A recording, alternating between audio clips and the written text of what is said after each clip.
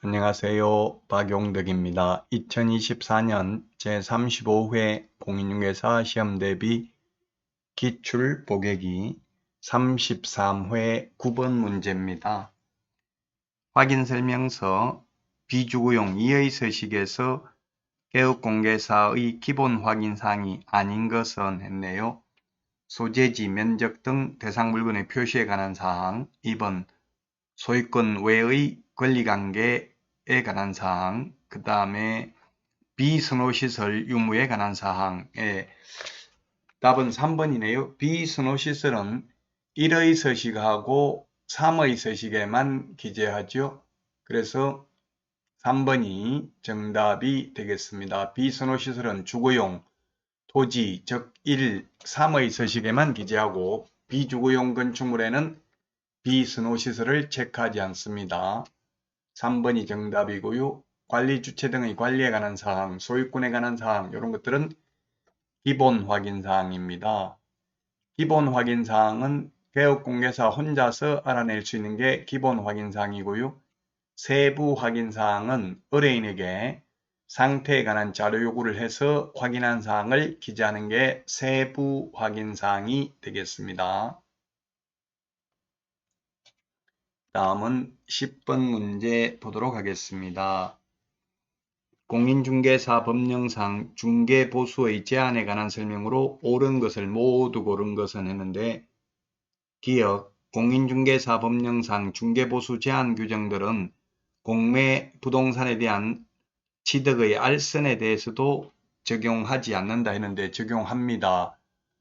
공매 부동산 취득 알선은 적용을 하죠. 다만 경공매 매수 신청 대리, 입찰 대리 할 때에는 중개보수 규정을 적용하지 않습니다. 취득 알선이니까요. 중개보수 규정을 적용합니다. 최대 0.9%가 적용되겠죠. 자, 니은은 공인중개사 법령에서 정한 한도를 초과하는 부동산 중개보수 약정은 한도를 초과하는 범위 내에서 무효이다. 전부 무효가 아니라 초과 부분만 무효입니다. 디귿 개업공개사는 중개사물에 대한 거래계약이 완료되지 않을 경우에도 의뢰인과 중개행위에 상응하는 보수를 지급하기로 약정할 수 있고 이 경우 공인중개사 법령상 중개보수 제한 규정들이 적용된다. 네, 그렇습니다. 거래가 완료되지 않을 경우에도 중개보수 지급 약정을 미리 할 수 있을 것입니다. 약정하더라도 법정 한도 초과 약정하면 효력이 없겠죠. 예, 그래서 4번이 정답이 되겠습니다. 옳은 것은.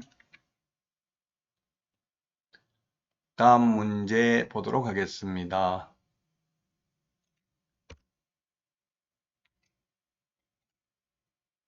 11번입니다. 가로 안에 들어갈 숫자가 큰 것부터 작은 것으로 올바르게 나열된 것은 했는데 개업공개사가 공제금으로 손해배상을 한 때에는 15일 이내에 재보정 설정을 해야 되죠. 그래서 15가 되겠습니다.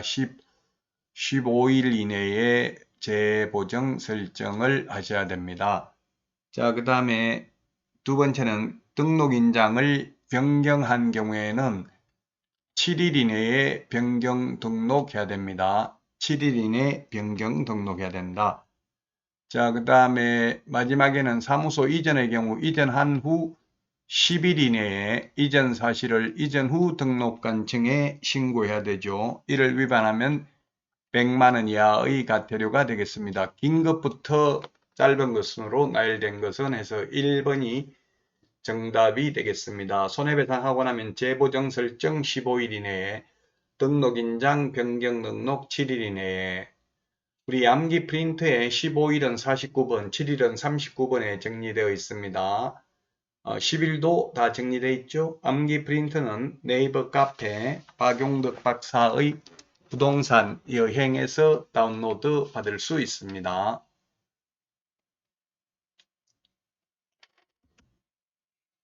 12번 문제 보도록 하겠습니다.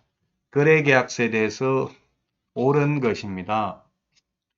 1번 개업공개사가 국토교통부 장관이 정하는 거래계약서의 표준 서식을 사용하지 아니한 경우 시도지사는 그 자격을 취소해야 된다라고 했는데 틀렸죠. 표준 서식은 국토부 장관이 정해서 사용을 권장할 수 있고요. 현재는 권장하는 것도 없습니다. 권장사항이기 때문에 사용하지 않더라도 처벌 규정이 없습니다. 그래서 1번은 틀렸고요.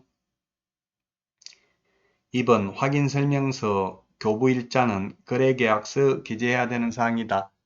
예, 그렇습니다. 계약서 필요적 기재사항 우리 암기 프린터 9번에 인물계약금 인권조교 이렇게 9가지가 있죠. 암기를 하셔야 되겠습니다. 거래 당사자 인적사항, 물건의 표시, 계약일, 그 밖의 약정사항, 거래금액, 계약금액 지급에 관한 사항, 물건의 인도일시, 권리 이전 내용, 조건 기한, 확인설명서, 교부일자가 필요적 기재사항이 되겠습니다. 자, 그 다음에 3번 지문입니다. 하나의 거래계약에 대하여 서로 다른 둘 이상의 거래계약서를 작성한 경우 시도지사는 3개월 범위 안에서 그 업무를 정지해야 된다라고 했네요.